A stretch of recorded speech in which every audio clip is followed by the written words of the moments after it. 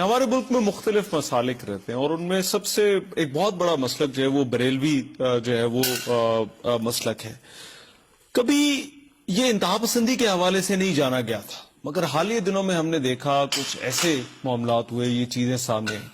اس کے پیچھے آپ کو کیا یہ رجحان وہاں پر بھی جو ہے وہ کیوں جا رہا ہے؟ یہ ہمارے ان طبقوں میں بھی جا رہا ہے جہاں پر جو ہے وہ پہلے یہ نہیں ہوا کرتا تھا.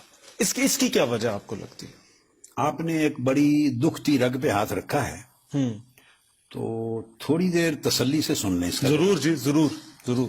پہلی بات تو یہ ہے، میرا نقطہ نظر، میں بریلوی اور دیوبندی ان کو مسلک نہیں مانتا. اچھا. یہ مسلک ہے ہی نہیں. ان کو مسلک بنانا ہی انتہا پسند سوچ ہے. یہ تو ایک الگ بات ہوگی. ٹھیک. یہ دو مدارس ہیں انڈیا میں، دو شہر ہیں، ان سے پڑھ کے آنے والے دیوبندی کہلائیں یا بریلوی کہلائیں، مگر انہیں مسلک کا عنوان دینا بذات خود مس انٹرپریٹیشن آف ریلیجن ہے. مذہب کی غلط تعبیر ہے. یہاں سے تنگ نظری جنم لیتی ہے، اور جو دین اور مذہب کا ایک سمندر ہے اسے تنگ کر کے آپ ندی نالا بنا دیتے ہیں. ٹھیک. اس کو ایک طرف کرتے ہیں. یہ جو بڑی ایک بات کی کہ یہ جو مکتب فکر ہے جس کو آپ اہل سنت والجماعت کہتے ہیں، یہ آپ نے بریلوی کا لفظ یوز کیا. میں کہتا ہوں جس مسلک کا تعلق صوفیاء کے ساتھ اور وہ صوفیاء کی تعلیمات کے پیروکار تھے، وہ داتا گنج بخش علی حجویری کو ماننے والے، ہم اس کو اس طرح ڈیفائن کر لیتے. بابا فرید الدین گنج شکر کے ساتھ رشتہ رکھنے والے، خواجہ معین الدین چشتی اجمیری کو ماننے والے، سیدنا غوث الاعظم شیخ عبد القادر جیلانی کو، یعنی اولیاء اور صوفیاء کے ماننے والے. یہ جو طبقہ تھا، اس میں درست بات ہے، دور دور تک دہشت گردی اور انتہا پسندی کا تصور نہیں تھا. اب آپ نے سوال کیا کہ کیوں آ گیا. اب یہ جو آ گیا، میں اس کو خارجیت سمجھتا ہوں. اچھا. خارجیت ہے.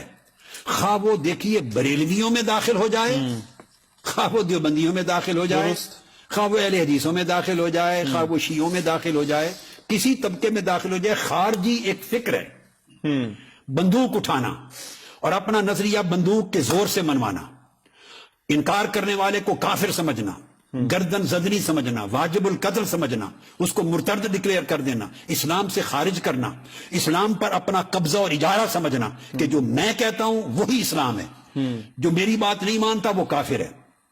پھر اس نظریے کو مسلط کرنے کے لیے آپ پھر جبر اڈاپٹ کرتے ہیں، پہلے فتوے لگاتے ہیں، فتوے کے ذریعے ایک آپ سمجھیں ایک نظریاتی دہشت گردی پیدا کرتے ہیں، لوگوں کو تنگ نظر بناتے ہیں، برین واش کرتے ہیں، اور لوگوں کے اندر جو علمی، دینی، فکری وسعت تھی جو رسول پاک صلی اللہ علیہ وسلم نے عطا کی، جو اولیاء صوفیاء اور ائمہ مجتہدین نے، اولیاء صوفیاء نے دی، وسعت قلب، ہر ایک کے ساتھ عفو درگزر، ہر ایک کے ساتھ محبت، ہر ایک کے ساتھ پیار، برداشت، حلیم ہونا، علم، درگزر کرنا، محبت کرنا، نفرت سے دور ہونا. یہ جو ایک طرز عمل تھا، طرز فکر تھا، رویہ تھا، جو آقا علیہ السلام سے لے کر ہمارے اسلاف نے اور اولیاء اور صوفیاء نے خاص طور پہ پھیلایا. اور یہ وہ رویہ تھا کہ صوفیاء کی، صوفی اور ولی کی مجلس میں صرف مسلمان ہی نہیں، ہندو، سکھ اور غیر مسلم بھی اتنے کانفیڈنس اور اطمینان کے ساتھ بیٹھتا تھا جس طرح مسلمان. وہ اس خارجیت میں جو ہے وہ داخل آ گئے، توڑ پھوڑ کرنا، غیر مہذب ناشائستہ زبان کا استعمال کرنا، وہ ناشائستہ زبان کرنا، گالی گلوچ، فتویٰ بازی، تکفیر کرنا، کافر بنانا، پھر بندوق اٹھا لینا، پھر لوگوں کو اذیت دینا، یہ سب خارجیت ہے. اس کو خارجیت. اب یہ سمجھ لیں، یہ خارجیت پہلے اور مسلکوں میں داخل ہوئی. ان مسلکوں کا اپنا شعار خارجیت نہیں تھا، یہ باہر سے داخل کی گئی. اب یہ رہ گیا تھا، اس میں داخل کی گئی. اب آپ کے ذہن میں سوال آ سکتا ہے کہ الٹیمیٹلی ادھر کیسے آ گئی. یہ امپورٹنٹ چیز ہے. یہاں پر ہوا کیا ہے؟ ہوا کہ میں بتا دیتا ہوں، یہ ایک بین الاقوامی ایجنڈا ہے. اچھا. جی ہاں، میں آپ بتا دوں. اچھا. بالکل. یہ وہ جنگ ہے جو 200 سال، آج سے سمجھیں 200-300 سال قبل ویسٹرن ورلڈ میں، یورپ میں چرچ کے خلاف لڑی گئی، اور پوری یورپین ورلڈ کو اور ویسٹرن ورلڈ کو ریلیجن فری سوسائٹی بنانے اور سیکولرائز کرنے کے لیے ایک جنگ لڑی گئی 200 سال.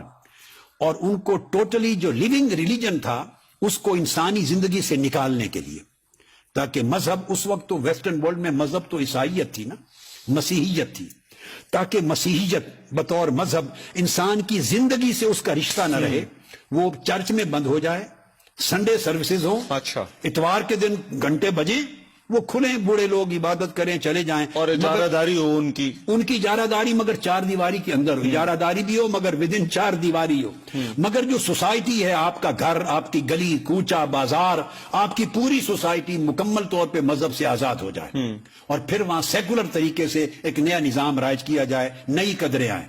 200 سال جنگ ہوئی ہے چرچ کی اجارہ داری کے خلاف، سیکولرائز کر دیا۔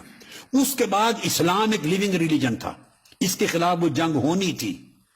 ہوا کیا کہ درمیان میں کمیونزم آ گئی، تو کیپٹلزم پھر مصروف ہو گئی کمیونزم کے ساتھ جنگ لڑنے میں، جو 75 سال جنگ لڑی گئی۔ جب افغانستان میں رشین شکست ہوئی اور سینٹرل ایشین سٹیٹ میں شکست ہوئی، تو اس شکست کے نتیجے میں وہ کمیونزم کو شکست دے کر ایک supreme power of the world بن گئی کیپٹلزم۔ اب اس سے فارغ ہونے کے بعد ان کا وہ ٹارگٹ تھا، اب اسلام ایک living religion of the world ہے، یہ واحد دین ہے جو پوری دنیا کی جس جگہ چلے جائیں ایک لیونگ ریلیجن ہے، اس کا ایک کلچر ہے، اس کی ایک سیولائزیشن ہے، اس کی مورل ویلیوز ہیں، یہ پریکٹس ہوتا ہے۔ آپ یہ کہہ رہے ہیں یہ سب ایک بین الاقوامی طور پر جو ہے وہ جڑا آگے ہوا میں آگے لے جانا میرے پاس، کیونکہ ڈاکٹر صاحب تھوڑا اس کو کنکلوڈ کر ہاں میرا سوال اگر ساتھ آپ لے لیں، کیونکہ مجھے وہ بریک کا بھی کہا جا رہا ہے، باقی موضوعات بھی اصل میں 2 رہتے ہیں نا، تو ان پہ بھی میں چاہتا ہوں بات ہو جائے۔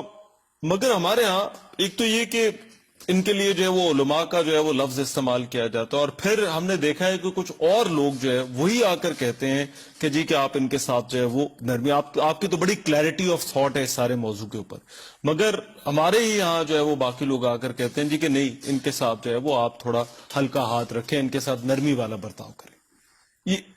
یہ کیوں ہے؟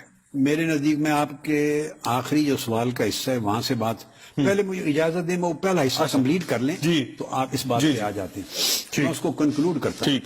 تو اسلام ایک living religion of the world ہے، ایک زندہ دین ہے دنیا کا، اب اس کو اسی انجام تک پہنچانا ہے جس انجام تک مسیحیت کو پہنچایا گیا تھا۔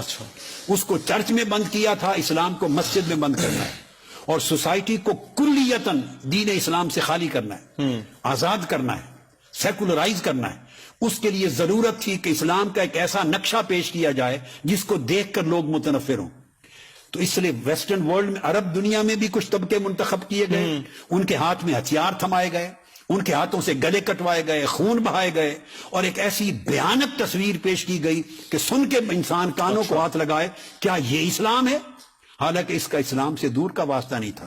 پاکستان میں طبقات منتخب کیے گئے، افغانستان میں طبقات منتخب کیے گئے، انہیں جہاد کا نام دیا گیا، انہیں فنڈز دیے گئے، تبلیغ کے نام پر، جہاد کے نام پر، مدارس کے نام پر فنڈ دیے گئے، انہیں برین واش کیا گیا، انہیں شہادت کا تصور دیا گیا، سارا قرآن اور سنت کی روح کے خلاف، اور استعمال کیا گیا تاکہ یہ اتنے وحشی بن جائیں اور اتنی قتل و غارت کریں اور خون بہائیں اور ایک دوسرے کا گلا کاٹیں اور اتنی تباہی مچا دیں کہ ایک عام نئی نسل رفتہ رفتہ دیکھ کر متنفر ہو۔ یہ وحشی ہیں، یہ مسلمان ہیں، یہ عالم دین ہیں، چونکہ ان کے کانوں سے سنیں گے وہ اللہ اکبر کا نعرہ بھی لگا رہے ہیں، شہادت کا بھی، لا الہ الا اللہ بھی، تو وہ دیکھیں گے یہ تو مسلمان نماز بھی پڑھ رہے ہیں۔ تو اسلام سے لوگوں کو متنفر کرنے کے لیے ضروری تھا کہ ایسی پکچر بلڈ اپ کی جائے اسلام کی کہ اگلی نسلیں 2-3 نسلیں آگے چل کر اسلام کا نام لینے سے بھی گریز کریں اور متنفر ہو جائیں۔ یہ ایک بین الاقوامی ایجنڈا ہے۔ اب کوئی طبقہ فکر چھوڑا نہیں جس کو انتہا پسند نہ بنایا گیا ہو، جس کے ہاتھ میں تلوار نہ دی گئی ہو، بندوق نہ دی گئی ہو، جس کے منہ میں گالی نہ دی گئی ہو، اور جس کو ایک ایسا بھیانک نمونہ نہ بنا کے دکھایا گیا ہو کہ سوسائٹی دیکھ کر ہی ٹھٹر جائے کہ اگر یہ اسلام ہے تو ہماری توبہ۔ ٹھیک